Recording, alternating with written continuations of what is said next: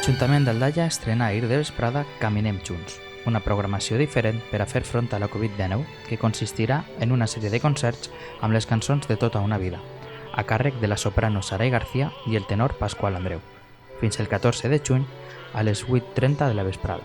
I gràcies a tots vosaltres perquè estem al carrer, estem fent un concert, però tots estem sent molt responsables. Així és, Pasqual.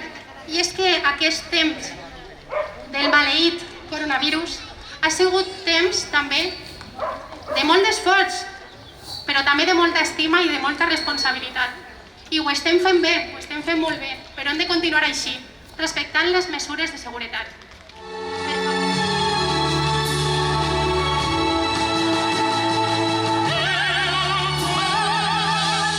Aldaia reinventa la programació de les persones majors i l'adapta a les actuals restriccions provocades per la pandèmia del coronavirus. Així, entre el 6 i el 14 de juny, l'Ajuntament oferirà una sèrie de concerts d'actuacions musicals dirigides a les persones majors i que es duran a terme en diferents llocs del municipi, en un format pensat per a ser gaudit des de les diferents finestres i balcons.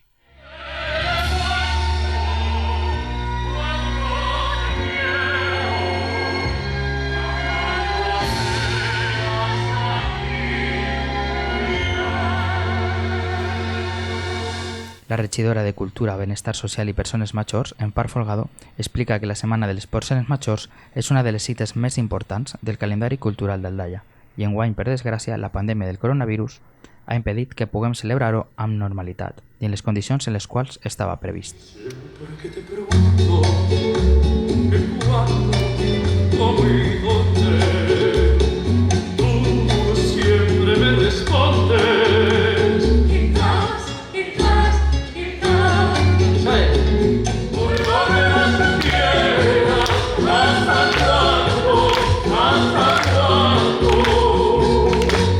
Per part seua, l'alcalde Guillermo Luján assenyala que Aldaia és un municipi que vol cuidar a les seues persones majors, ja que ells han treballat molt durant tota una vida perquè Aldaia avui siga el gran poble que és.